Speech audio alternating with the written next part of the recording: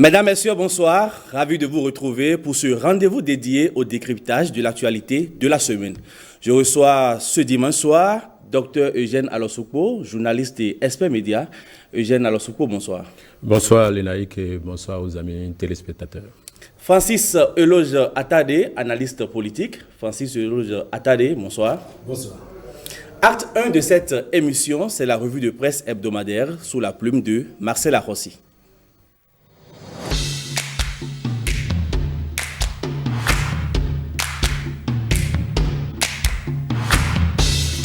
Aucune LEI ne sera reprise malgré les supposées injonctions du chef de l'État. Il y a quelques jours, on apprenait dans l'opinion nationale que le président Patrice Talon a ordonné la reprise de la liste électorale informatisée provisoire LEIP devant servir pour les législatives de janvier 2023. Mais c'est de la désinformation pure, ce sont des inexactitudes sur les réseaux sociaux. Il n'en est rien, c'est en ces termes que le gestionnaire mandataire de l'Agence nationale d'identification des personnes, Cyril Goubeidi, a démenti l'information relayée par la priorité. Selon ses dires, avec le matinal, le président Patrice Talon n'a jamais donné des instructions pour la reprise de la LEIP. Il a plutôt demandé à connaître les difficultés rencontrées par l'ANIP dans le processus d'établissement de la liste au regard des plaintes de certains citoyens. Ceci fait suite à un rapport de la coalition des organisations de la société civile pour les élections et la paix. En somme, et selon le quotidien Gaskiani Info, le travail de l'ANIP ne souffre d'aucune insuffisance. Mais si le président Talon n'a pas demandé la reprise des travaux d'identification des électeurs, il reste que des problèmes ont été soulevés qui ne sauraient être balayés de revers de la main. Le porte-parole du gouvernement, quant à lui, laisse lire dans l'événement précis que le gouvernement accorde l'attention la plus soutenue au processus afin que le travail final soit apprécié de tous et serve à l'organisation d'une élection dont les résultats seront acceptés autant par les vainqueurs que par les vaincus, sachant que, in fine, le seul vainqueur, c'est le Bénin. Code de procédure pénale, il n'est écrit nulle part que le chef de l'État initiera une procédure dans le processus judiciaire. C'est Gaskiani Info qui nous l'apprend avec le porte-parole du gouvernement qui fait observer qu'il n'est nulle part écrit dans la nouvelle monture envoyée aux députés que le chef de l'État initiera une procédure dans le processus judiciaire. Son éventuelle intervention vient en aval pour prononcer une amnistie ou la grâce présidentielle. En termes clairs, le projet qui sera en vigueur après vote va compléter le dispositif d'aménagement des peines qui existe déjà, a-t-il indiqué. Plus les législatives du 8 janvier se rapprochent, plus l'opposition au régime Talon se fissure.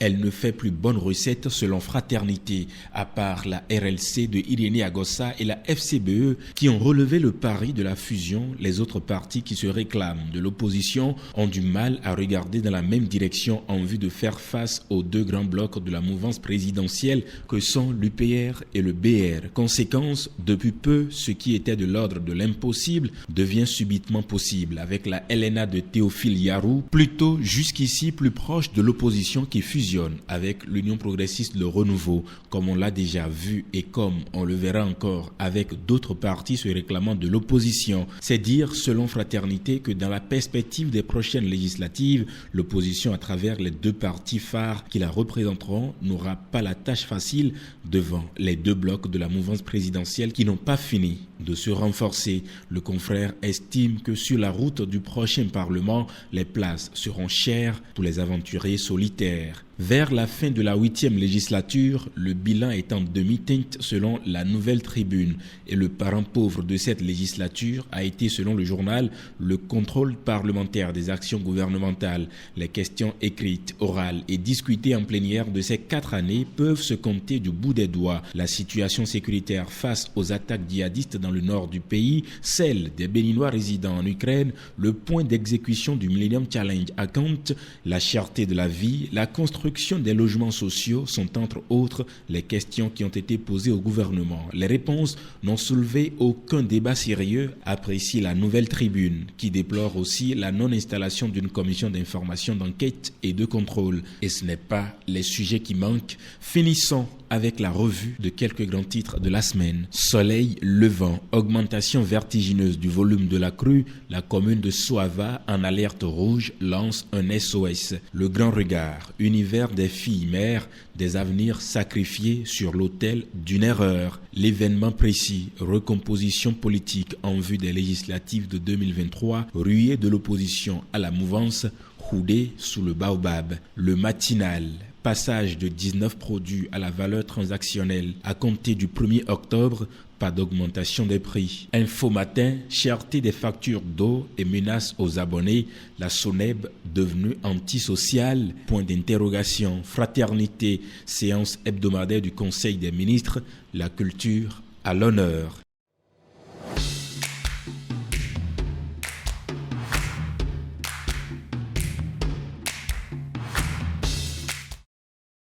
Et voilà le décor qui est planté. La transition est donc toute trouvée pour aborder la deuxième rubrique de cette émission, 7 jours au Bénin.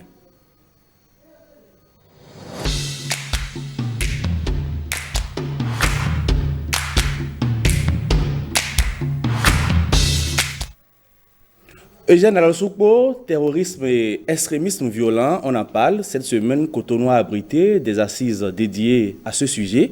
La question fil conducteur des travaux, c'est quelle résilience pour la sécurité nationale? C'est une question fondamentale à partir du moment où elle engage la vie de l'ensemble des citoyens de la République. Et ce n'est plus un combat face auquel se retrouve un seul pays. C'est une chaîne de pays de la sous-région ouest-africaine qui se trouve confrontée à cette réalité sécuritaire. Alors, il était important, au vu de tous les efforts déjà déployés par les forces armées de ces pays-là, notamment les nôtres, qui sont au front depuis des mois, dont des éléments ont même trouvé la mort, auxquels le gouvernement a rendu hommage. Il y a des civils qui ont été tués. Et donc, c'est une question fondamentale à partir du moment où elle engage la vie de toute la nation. Il n'y a pas de développement économique, il n'y a pas de politique, il n'y a pas de société qui tourne dans l'insécurité. Et je comprends donc pourquoi cette conférence a associé différentes couches de la société. Vous avez des partenaires techniques et financiers, vous avez des forces armées, la police, la société civile. Ce sont des questions qui sont d'autant plus primordiales à partir du moment où ce terrorisme-là se développe loin, nous envahit à partir des frontières. Et vous savez que pendant longtemps, nos États, notamment l'État béninois, a laissé mourir les zones frontalières. On a dû faire un sursaut d'orgueil avec la mise en place de l'Agence béninoise de gestion intégrée des espaces frontaliers avec le docteur Baglo. Et donc, ce n'est qu'à partir de ce moment-là, véritablement, que nous avions commencé par mettre en place un certain nombre d'infrastructures socio-communautaires, à savoir les hôpitaux, les écoles, les marchés. Imaginez que les zones frontalières avec le Burkina Faso, et le Niger aussi, nos populations allaient de l'autre côté pour aller se faire soigner, pour aller à l'école. Et vous savez, même si au-delà de du côté du Nigeria, vous avez la zone de Chikandoué et celle de Segbana, où on n'utilise que la monnaie nigériane. Ce sont des réalités qui nous ont rattrapés. Heureusement que la BGF existe et continue de déployer des efforts. Il y a même une police des frontières qui s'occupe de ces questions essentielles-là. Et nous ne sommes pas encore à la fin de cette difficulté-là, même si l'État béninois déploie beaucoup de moyens financiers et matériels au profit des forces armées pour que nous puissions contrôler cette vérité terroriste ou d'extrémisme violent. Il est important que chacun de nous soit convaincu de ce que c'est un ensemble d'énergie qu'il faut déployer pour repousser très loin de nos frontières ces envahisseurs, appelons-les ainsi. Mais lorsque le Bénin est calme et que le Togo ne l'est pas, lorsque le Burkina, vous savez que plus d'un tiers du territoire burkinabé sont envahis par ces djihadistes-là. Et donc, c'est une question globale Et vous savez qu'il y a un ensemble de creusets dans lesquels ces États-là s'expriment pour trouver des solutions communes. Francis Elojatade, il faudra donc privilégier l'approche sous-régionale dans la lutte. Le Bénin est décidé à juguler le phénomène. Cette 4e édition de la conférence sur la sécurité intérieure a réuni le haut commandement militaire, la haute hiérarchie policière, les universitaires et les organisations de la société civile. Oui, en fait, il faut saluer l'initiative parce que les assises nationales sur la sécurité intérieure des États et ces assises qui sont tenues à Cotonou, en fait, ont bien fait d'associer aussi bien les civils que les militaires.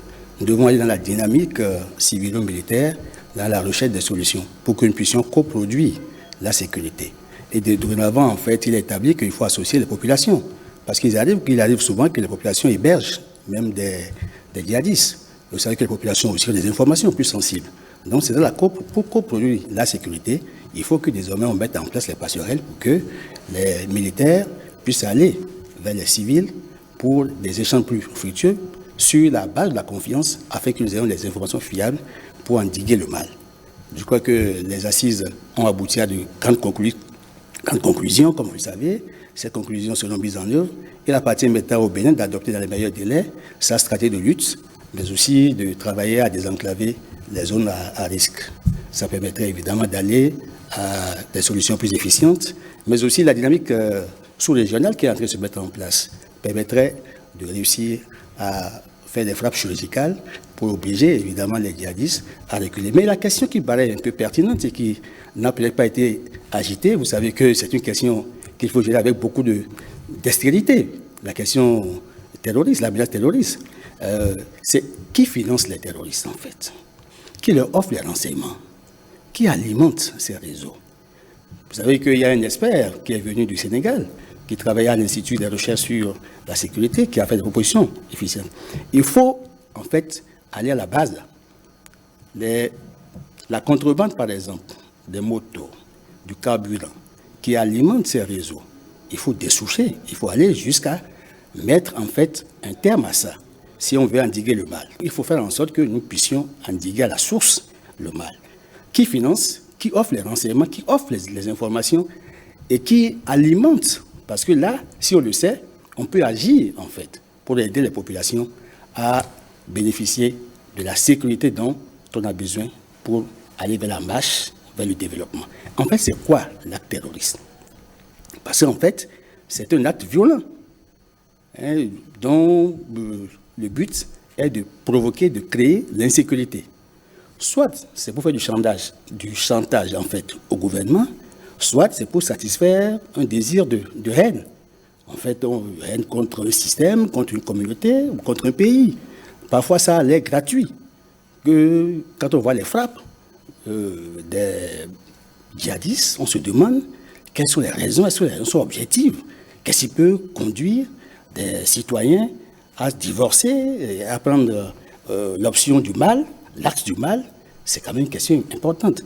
Donc, au-delà des réunions, des assises que nous tenons, il faut que nous puissions aller à la recherche des sources, des origines même, et surtout des tenants aboutissants du mal.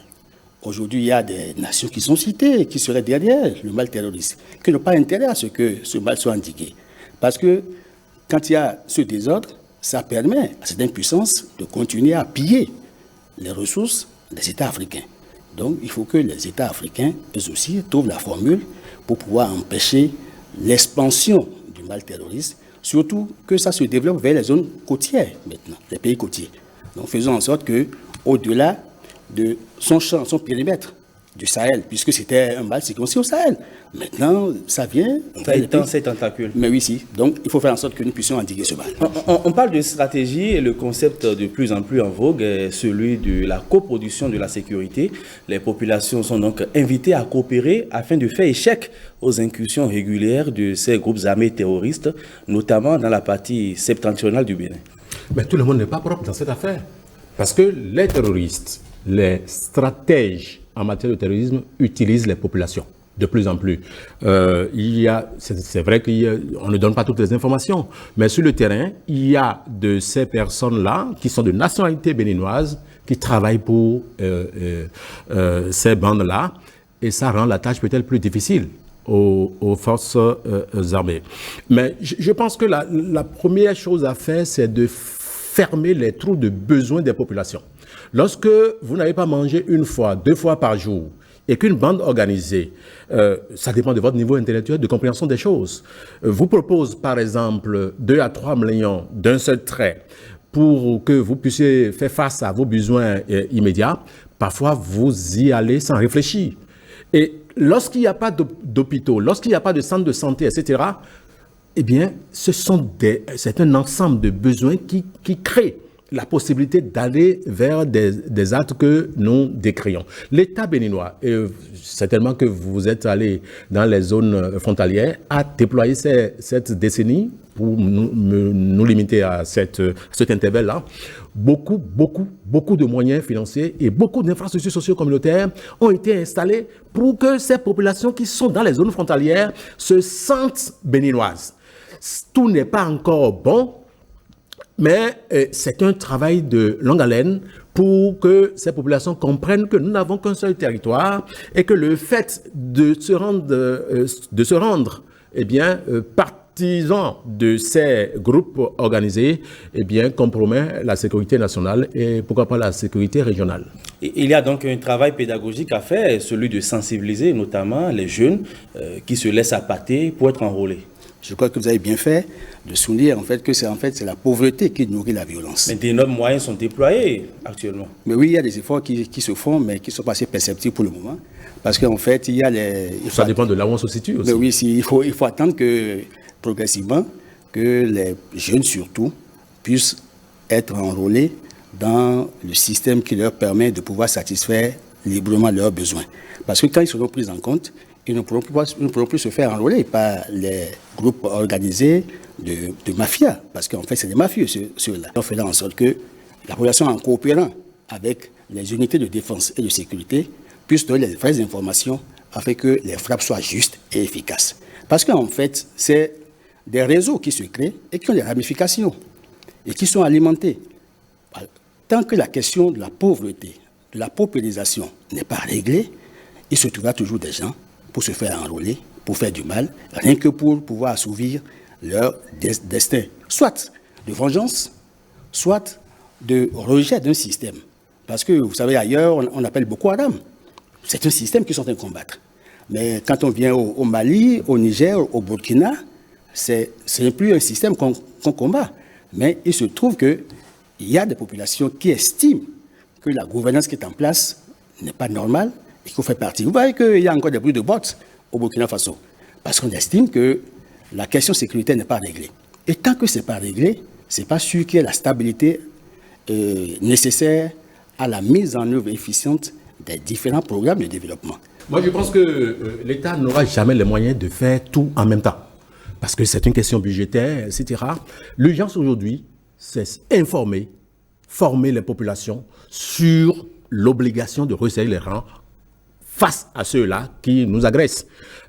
Lorsque la population, c'est une question essentielle. Nous le constatons, lorsque vous n'êtes pas bien dans votre peau, dans votre poche, eh bien, vous êtes fragile face à des tentations. Mais nous n'avons qu'un seul pays, c'est le Bénin. Et qu'on soit à Karimama, vous savez, la fibre patriotique, doit être cultivée et les médias doivent être mis à contribution. Je pense qu'on n'utilise pas suffisamment les radios communautaires, de toutes sortes de radios, tous médias accessibles à l'État et aux communautés pour les informer de l'urgence de resserrer les rangs. Par ces biais-là, on pourrait quand même cultiver en ces populations et en ces jeunes surtout, parce qu'il s'agit des jeunes, en ces jeunes qui espèrent avoir un avenir meilleur, on pouvait cultiver en eux ce renfort du sentiment d'être béninois à part entière. Le gouvernement met les moyens pour endiguer le mal. C'est le moment, l'occasion de saluer la mémoire de ces vaillants soldats qui sont tombés les armes à la main. Et c'est heureux qu'à la rentrée, eh bien, les forces armées, certains décideurs aient pensé aux enfants de ces militaires-là qui sont tombés les armes à la main et à qui on a rendu de vibrants hommages.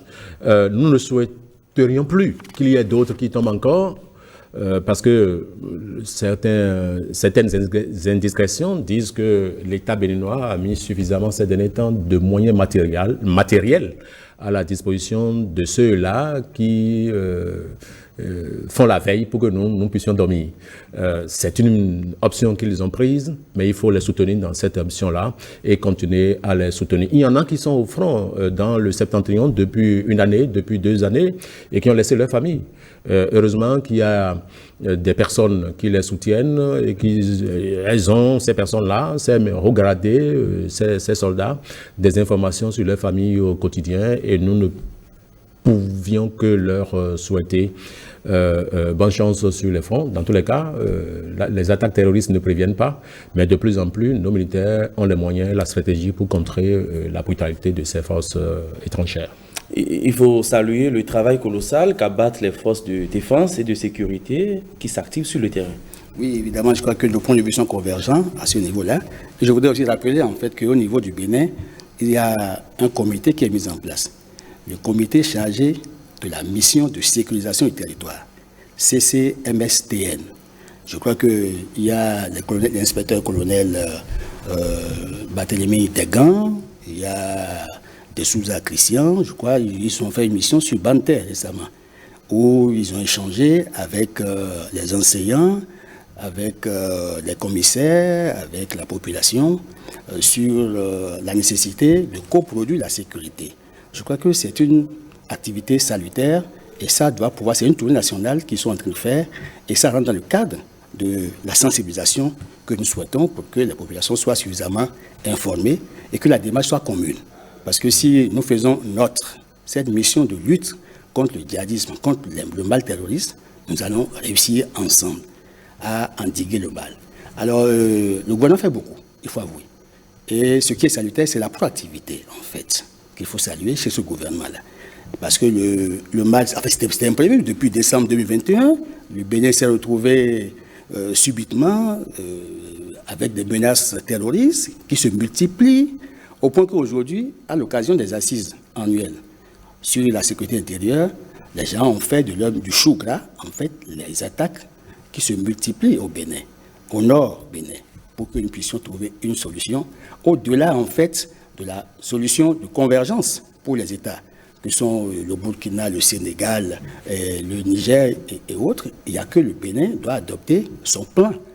Et le plan d'action doit pouvoir être décliné. C'est vrai qu'ils n'ont pas communiqué le calendrier, c'est vrai qu'il y a des informations que la presse ne peut pas avoir, puisqu'il s'agit d'informations sensibles qui doivent aider à sécuriser les frontières et le territoire national. Je salue évidemment les initiatives du gouvernement qui fait beaucoup, et je salue aussi la tournée du CCMSTN, en fait, le comité. C'est à la présidence, en fait. Et c'est après que le chef de l'État... On vous aura compris. Un autre sujet, on va s'intéresser à l'une des décisions gouvernementales issues du dernier Conseil des ministres.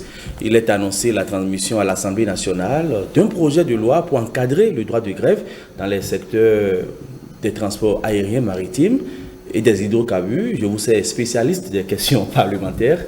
Eugène Alosoko, lecture et analyse. Si c'est une proposition de loi, il appartient aux députés d'apprécier. Mais le contexte,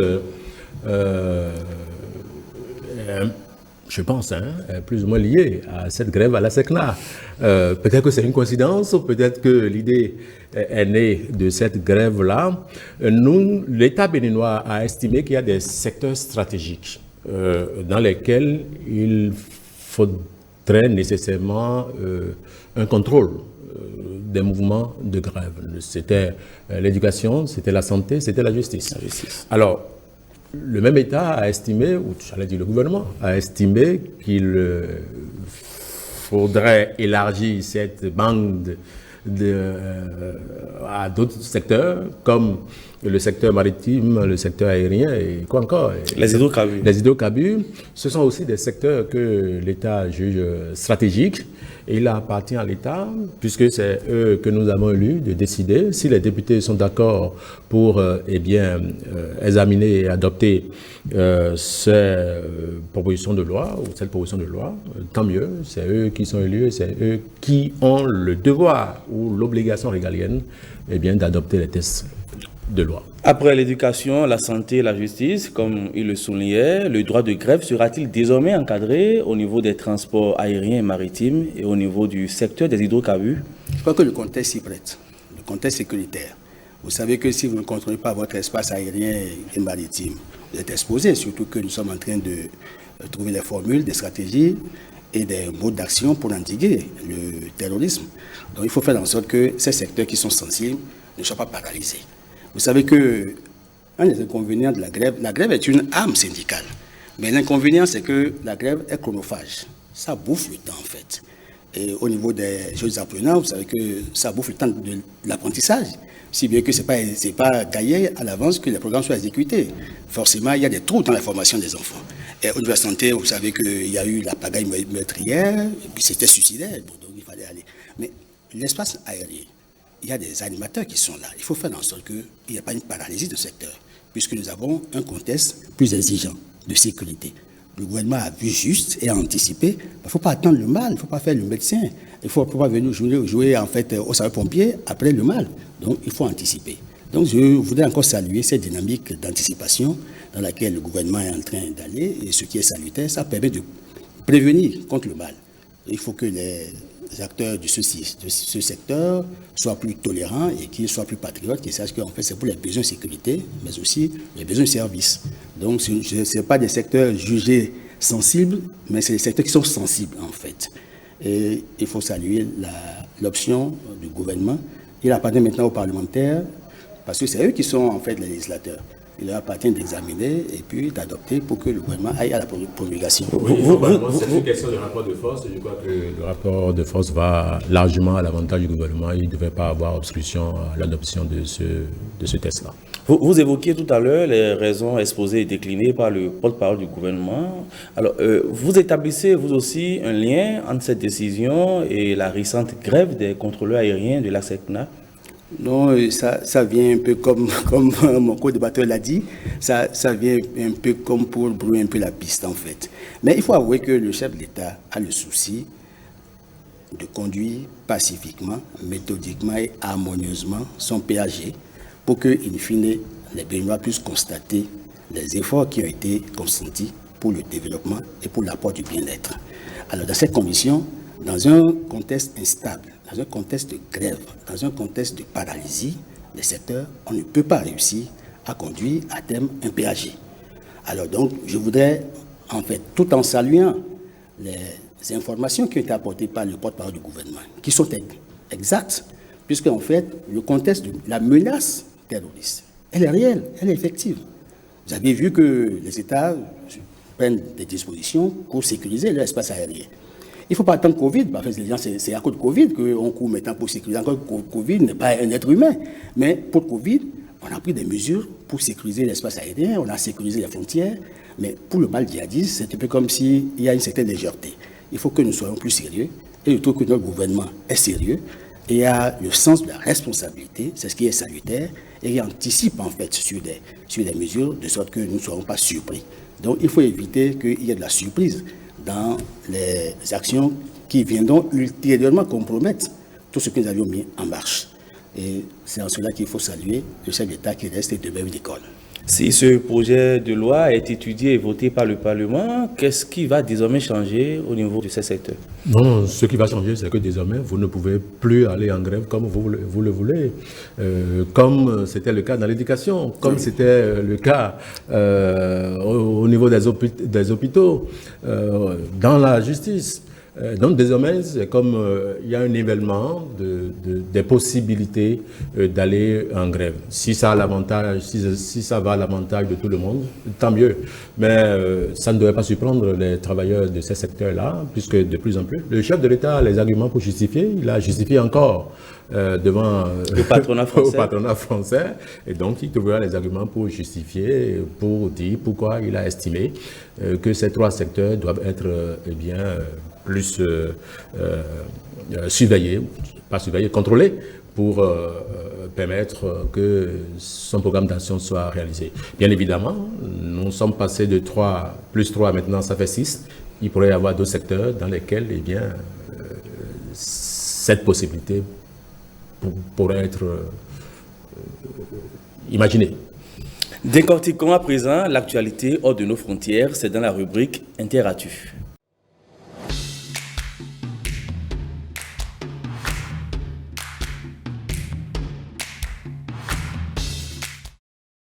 Le torchon brûle actuellement entre Bamako et Niamey suite au discours du Premier ministre malien de la transition à la tribune de l'ONU, Abdoulaye Maïga, qui a traité Mohamed Bazoum, le président nigérien, d'étranger dans son propre pays.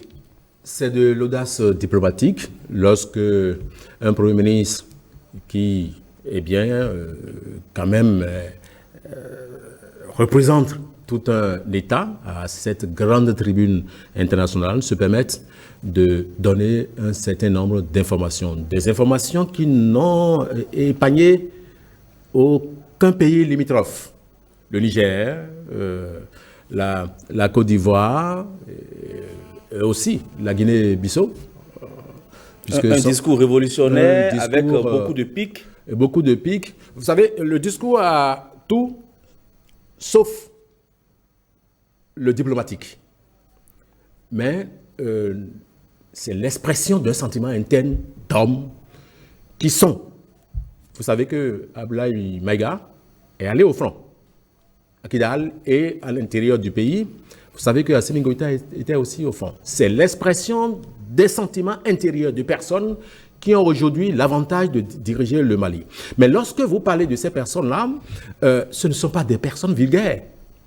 Abdoulaye Maïga, vous avez vu circuler sur les réseaux sa thèse de doctorat qu'il a soutenue en 2011 sur la CEDEAO dans une université française, Jean Moulin en l'occurrence.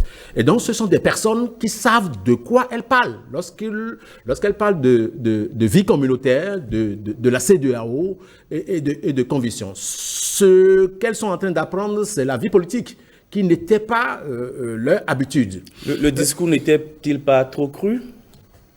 Un militaire devait faire quoi? Un militaire n'est pas un diplomate. Un militaire qui a une conviction interne. Vous savez, lorsqu'on vous parle de Maïga, c'est quand même... beaucoup disent que c'est le numéro 1 prime. Hein, c'est le numéro 1 SECO de la junte. C'est pas le courageux, mais c'est celui qui a la conviction la plus forte que cette junte au pouvoir peut réussir dans cette option qu'elle a prise. Maintenant, la suite, ça sera plus difficile. Plus difficile parce que les relations seront embrouillées. Je pense qu'il y a quand même un mouvement d'humeur là. Parce que le Niger ne donne pas du pétrole au Mali.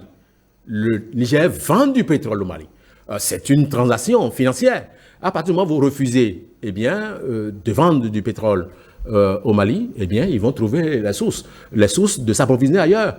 On a brandi un peu les menaces de coupure d'électricité à partir de la Côte d'Ivoire parce qu'il y a une quarantaine de militaires qui seraient emprisonnés. Ça reste des menaces.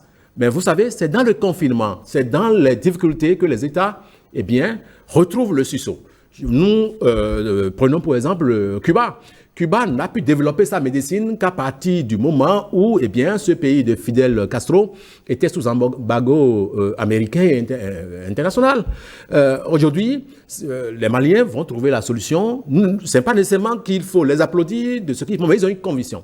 Et je pense que ceux-là, à partir du moment où ils ont dit niet à la France, qui reste un adversaire potentiel, en griffe, disons-le, parce que la France, c'est la première fois qu'un État, une ancienne colonie française se permette de bouter son patron dehors, ça n'arrive pas toujours. Les exemples ne sont pas légion. Et donc, c'est comme... Le Mali ne se laisse-t-il pas instrumentaliser par la Russie? Pourquoi vous dites ça? C'est une question. Mais chacun se décide de faire. Vous savez, Assimi Goïta, c'est un produit russe, c'est évident. Choguel Maïga est un produit russe il a même obtenu son doctorat en Russie. Chaque État qui arrive pour aider un autre, encore que cet État vient de nous condamner, a un intérêt à sauvegarder.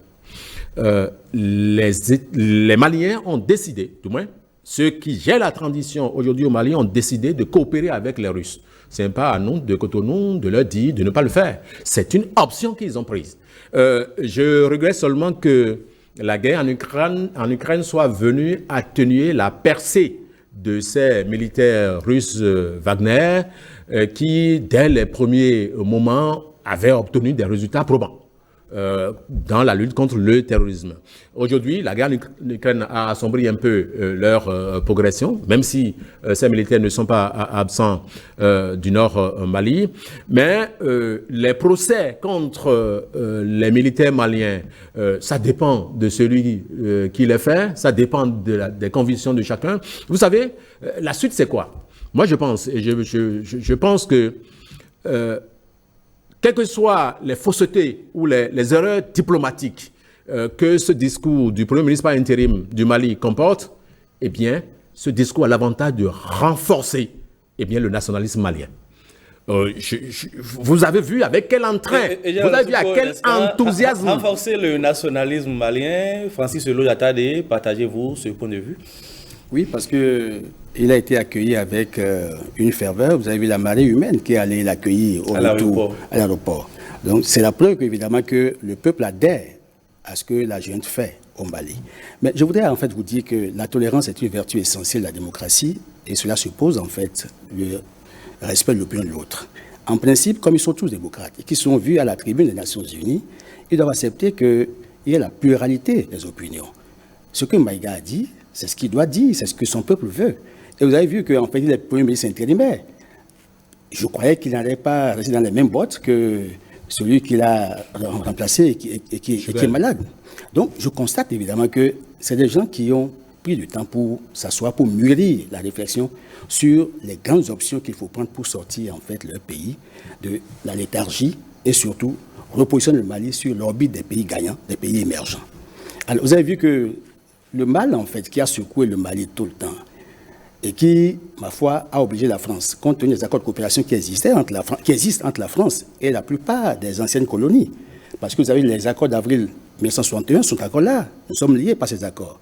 Et c'est fort ces accords que la France est venue à la rescousse. Mais écoutez, pour combattre le mal djihadiste, les Français ont fait 9 ans. Ils ont mis beaucoup de milliards. Mais ça servait à quoi? On leur demande, mais quel est le bilan, en fait, que la France a pu exhiber au terme de 9 ans de combat contre les djihadistes, avant que la force Barkhane et autres ne soient contraintes à quitter le Mali le 15 août dernier. Alors, vous avez vu qu'il y a un problème. Les Maliens se sont assis pour décider d'une option et ils n'ont pas caché, parce qu'ils ont dit encore qu'ils ont des informations sensibles à communiquer. J'avais eu peur qu'à la tribune des Nations Unies, qu'il y ait eu des déballages, un peu comme le président Sankara l'a fait, autrefois à une tribune de l'OUA. Et ça a créé ce que ça a créé. On peut reprocher, en fait, le déficit diplomatique, le jargon diplomatique, mais il n'y a que la teneur, est une réalité que partagent les panafricanistes. Aujourd'hui, en Afrique, les gens sont conscients qu'il y a un problème au point que le sentiment anti-français est en train de grimper. Macron le sait. Alors, il doit savoir qu'aujourd'hui, les Français, les Africains, notamment l'Afrique francophone, est en train de sortir de sa léthargie, de son sommeil maladif. Et que la France doit pouvoir changer de paradigme. Notamment revoir les accords de coopération, revoir le relationnel avec les anciens États, puisqu'on ne peut plus gérer les États africains comme ils étaient avant. Donc il faut que la France change son option paternaliste. Ça permettrait d'améliorer la qualité des relations entre l'Afrique et la France. Parce qu'en fait, tout le problème est là. Et aujourd'hui, vous avez vu que le président Bazoum, j'ai bien peur que sous peu, que son peuple ne se soulève contre lui, parce qu'il y a eu des manifestations à l'intérieur qu'il a minimisées. Il a dit qu'il n'y a que 500 personnes qui ont marché et que ça n'a pas d'importance. Mais c'était une marche, on a vu les pancartes, c'était une marche anti-française.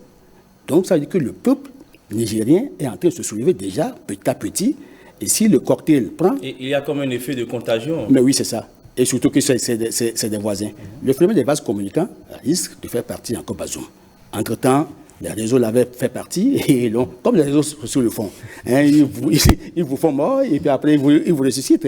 Bon, donc, aujourd'hui, il faut avouer que le président Bazoum a donné une interview qui est partagée partout, nous avions suivi. Il a dit ce qu'il pensait, mais Maïga a dit ce qu'il pensait aussi. Mais on a constaté qu'il il y a quand même une concordance. À des points donnés, il y a des convergences de points de vue, puisque le président Bazoum reconnaît que ses aïeuls, ses ancêtres viennent de la Libye. Donc, quand on dit qu'ils soient étrangers, mais dites-moi, qui est autochtone? On a dit à Maga qu'il était burkinabé, le premier président du Dahomey. Qui est burkinabé? Alors, on a dit ici à Ado, à Alassane Traoré Ouattara, donc, vous avez vu que l'article 37, par exemple, sur l'ivoirité, vous avez vu qu'en Côte d'Ivoire, on a trouvé que quelqu'un était étranger, il ne doit pas être président, mais il est encore président. Donc, il n'y a que des étrangers. La question de la migration peut faire que les origines peuvent être contestées. Mais c'est l'apport du citoyen. Qu'est-ce que le citoyen qui est là en exercice à la charge, qu'est-ce qu'il apporte à la gouvernance pour le bien-être communautaire, le bien-être de la population? C'est ça qu'il faut voir. Nous allons évoquer, stratégiquement, Bazoum n'a pas le choix, le président nigérien, parce que à partir du moment où le Niger, du moins le Mali, est hostile à la France, et qu'au Burkina Faso, on ne sait pas, parce qu'il y a plusieurs positions à l'intérieur. Si on ne tient pas Bazoum comme élément fils, dès qu'il y a une révolution, eh bien, toute la bande risque d'être anti-française. Donc, il y a la présidence française qui veille à ce que les intérêts de l'Hexagone ne soient pas compromis. Mais Barkhane est là, toujours à l'international, on va aborder un autre sujet. Théodore Obiang, docteur Eugène Alossouko, je vous vois sourire déjà, alors que je n'ai même pas fini de vous poser la question. Théodore Obiang Nguema Mbazogo est candidat à un 6e mandat présidentiel à 80 ans. Il boucle déjà 43 ans à la tête du pays. 43 ans, moi je pense que lorsqu'on fait 10 ans, 15 ans, 14 ans, selon les constitutions des pays, on n'a plus grand-chose à revendre aux citoyens. 43 ans au pouvoir, fondamentalement, est-ce que la Guinée équatoriale est le pays le plus avancé de la région de l'Afrique centrale? Ce n'est pas évident. Beaucoup de pétrodollars, beaucoup de moyens financiers.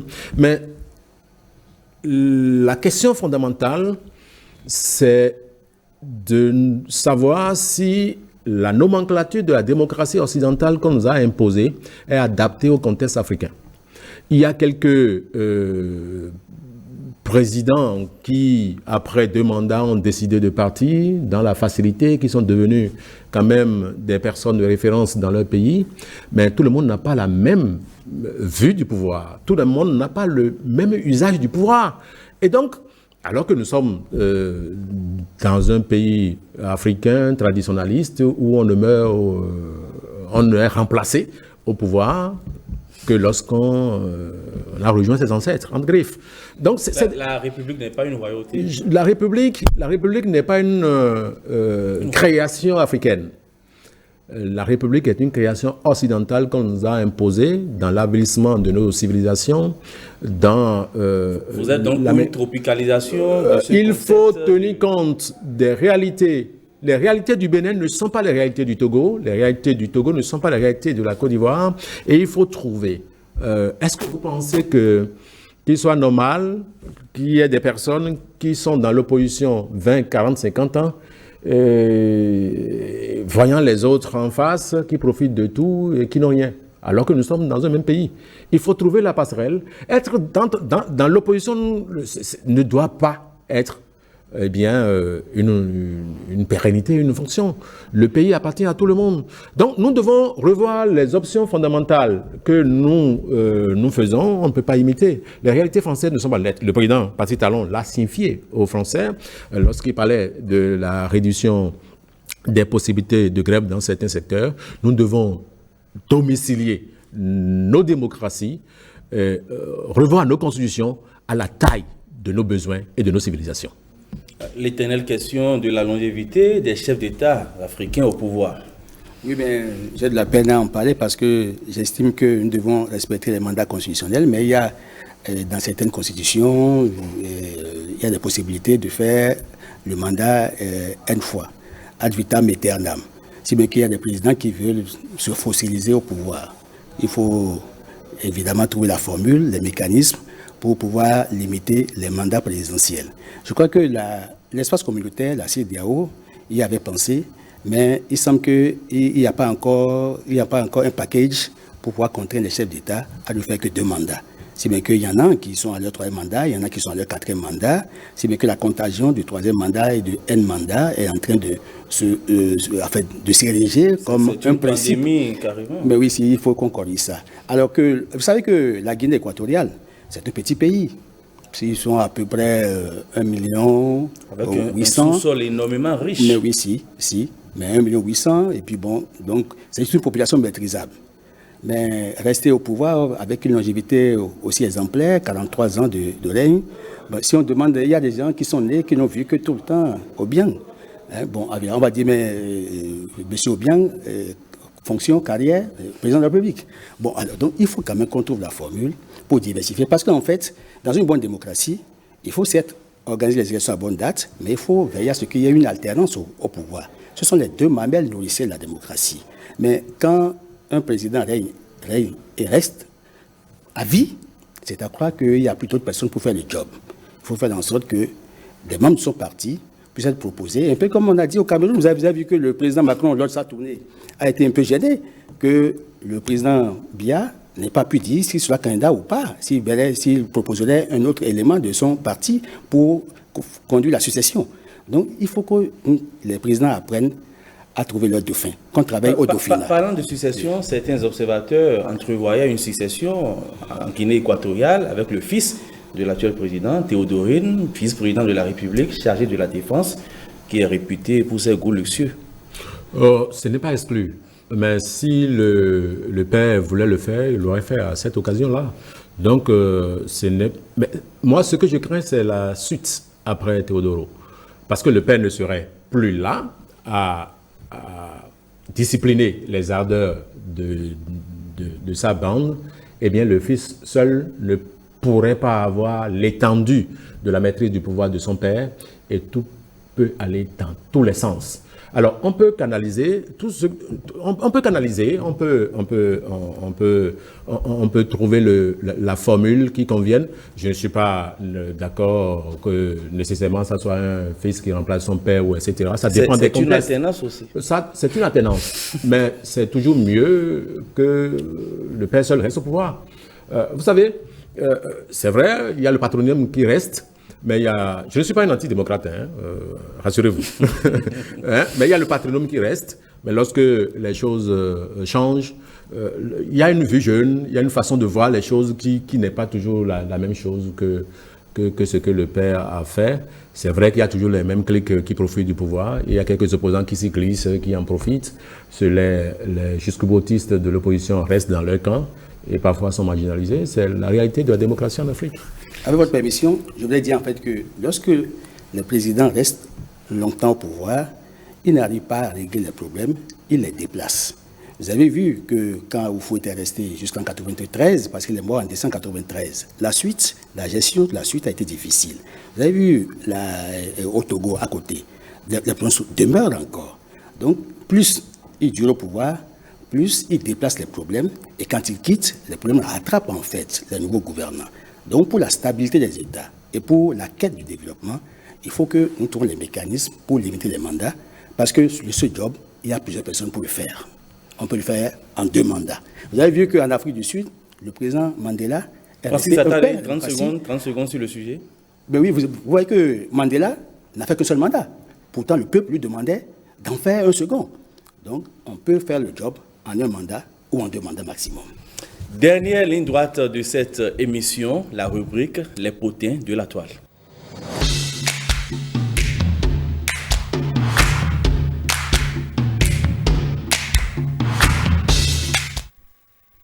C'est l'actualité sur la toile cette semaine. Le drame s'est produit à Djougou. Elle brûle son époux avec de l'essence et finit en prison. L'homme serait marié à 2 femmes et n'aurait eu des enfants qu'avec la rivale de la coupable. Elle aurait donc commis l'acte par jalousie. Francis Elojatare. Oui, mais c'est regrettable. Je crois qu'il y a encore quelques années, c'est à Boïcon qu'on a appris que un père allait brûler, en fait un monsieur allait brûler la chambre où dormait son épouse et les enfants. Alors, il y a quelques mois, vous avez appris que Maria Glita, c'est une jeune dame qui s'est acheté une hache et qui a fini par tuer son mari qui était complètement endormi.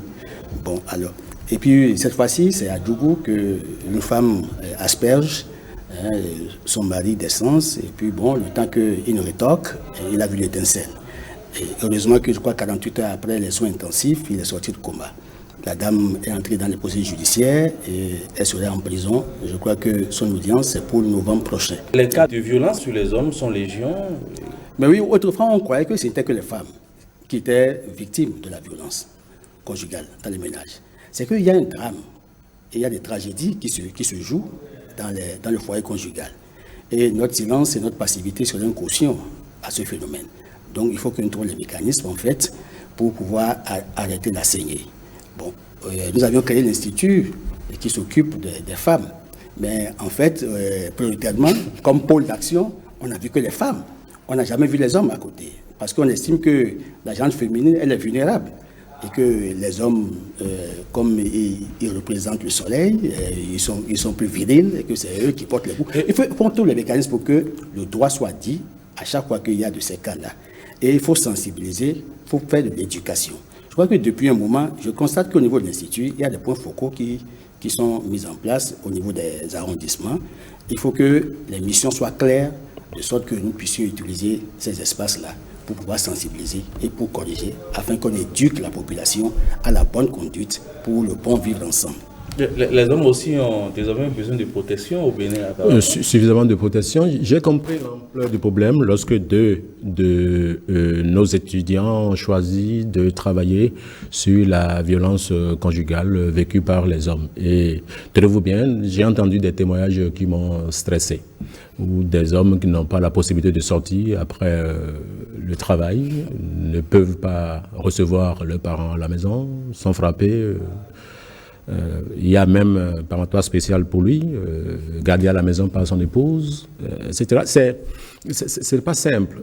C'est dit que tous ceux que vous voyez en costume à Cotonou, dans de belles voitures, tout ça, gèrent leurs problèmes à la maison. Ils vivent l'enfer à la maison. Et c'est des personnes que vous n'imaginez pas. C'est de grandes personnes qui sont très importantes dans tous les échelons de la République, mais qui vivent... On a... Et l'avantage... Est-ce que c'est un avantage? Il y a une face cachée de ce que, dans nos réflexions, nous ne pensions qu'il n'y a que les femmes qui subissent ces coups-là parce que les hommes sont les méchants de la République. C'est faux. Il y a de ces femmes-là qui sont difficiles à vivre. Un homme qui va se plaindre, il est vu et considéré comme un faiblard. Voilà, la société ne tolère pas que tu puisses ouvrir la bouche. Moi, il y a des hommes qui sont battus par leurs femmes mais qui n'ont pas le courage d'aller témoigner devant la famille. Dans la belle famille, parce que vous allez dire comment, vous allez dire quoi? Même dans votre propre famille. Dans votre propre famille, vous ne pouvez même pas dire ça à vos frères. Parfois, ce sont les voisins de maison qui sauvent la situation, parce que l'homme n'a pas la possibilité de témoigner, et c'est compliqué. Et vous savez, il y a des femmes qui sont violentes, qui sont extrêmement violentes par le fait des circonstances qu'elles-mêmes avaient vécues, mais il y a des femmes qui sont génétiquement violentes. Ça arrive. Maintenant, on a besoin de tout pour faire une société. L'essentiel, c'est que les foyers soient tranquilles. Parce que si les foyers ne vivent pas bien, la société ne peut pas s'en ressentir bien. C'est une option à prendre. Mais je fais partie de ceux-là qui pensent que vivre avec une femme n'est pas une prescription médicale. Donc, si ce n'est pas bon, c'est pas bon. C'est sur ce fait divers que se termine Club Média 7 de ce dimanche. J'ai reçu Francis Elo-Jatade, analyste politique. Merci à vous. C'est un plaisir. Docteur Eugène Alossoupo, journaliste, expert média. Merci aussi. Merci, c'était un plaisir. Chers amis téléspectateurs, merci de nous avoir suivis. Merci à toute l'équipe de préparation et de réalisation de cette émission. Prenez le rendez-vous de la rediffusion pour le mardi à 22h30. À très vite.